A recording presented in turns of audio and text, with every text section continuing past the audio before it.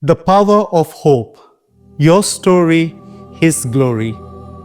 Every life tells a story, and within it lies the opportunity for God's glory to shine. What we see as brokenness, failure, or weakness can become the very stage where His strength is revealed. When we surrender our past, our struggles, and our victories to Him, our story ceases to be about us. It becomes a testimony of His faithfulness. Hope does not come from our ability to overcome, but from trusting that God redeems, sustains, and transforms every circumstance. In our ordinary lives, His extraordinary power shines through. We are privileged to welcome Joachim Meyn. Joachim is a determined and strong-willed businessman, originally from Dubai, now actively contributing to the church and prayer group community in Canada. Beyond his professional achievements, he is a talented musician and gifted singer, using his musical gifts to inspire and uplift those around him. His life reflects a deep commitment to faith, and his testimony is a testament to the strength and resilience of his spiritual journey.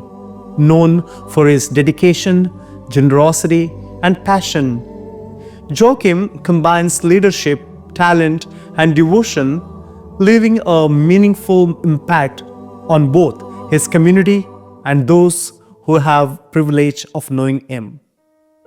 Love of the Father, grace of Jesus, and communion of the Holy Spirit be with all of us. Amen. Father, I thank you. Jesus, I thank you. Holy Spirit, I thank you.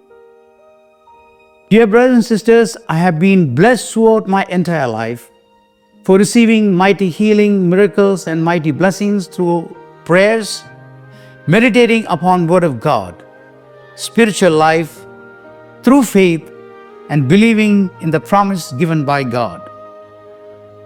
15 years ago, myself, my wife, Alfonso, and my daughter and the family went for shopping in Heartland Town Center. As I parked the car, I told them to start walking to do the shopping. And I also got out from the car and started walking. Suddenly, I could not move at all. I started praising and thanking the Lord for healing me and praying with scriptures. Luke 10:19, Isaiah 53 verse 5, and Jeremiah 30 verse 17. And in the name of Jesus, I rebuked the pain and the root cause. Within a second, I was back to normal and continued our shopping. Soon after this incident, after a few months, I was having pain in my knee joint. And I went to my family doctor, and she sent me to do X-ray and ultrasound. And then I was given an appointment with orthopedic surgeon. After going through the report, surgeon told me that he will start the treatment with an injection and I will have no pain. I hate needle and injection. So I asked him how long this will last. Then he told me that he will give me another injection. So I asked the surgeon again, what would be the next solution? And he told me that he would do the operation. As soon as he told me that he would do the operation, I told him that I would heal myself. The doctor was shocked. He asked me how you would heal yourself. I told him that my God will heal me. In addition, also, I told him I could also heal him. He believed, and my file was closed. These words came automatically from me as I was prompted by the Holy Spirit. I continued to meditate upon Word of God and I claimed healing. I did not have any problems until December 2024. In the month of February 2025, again I was getting knee pain. So I went to my family doctor and sent me to do X-ray and ultrasound. According to the report, I was informed that I need to go for surgery. And the hospital informed me that I should confirm when I am ready to do this operation. They are waiting for me. But I refused to do the operation, as I continue to believe in God's promise given to us. Meditate upon Word of God and believe that I am healed in Jesus' name. We all know that Jesus died on the cross and bore all our transgressions, iniquities, sicknesses, and pain on the cross, and we are set free. Please remember that we need to be righteous, free from sin, and be in the state of grace to receive healing and miracle. Secondly, we should not have any unforgivenesses within us in order to receive healing. We need to regularly go to confession and receive Holy Communion to be righteous.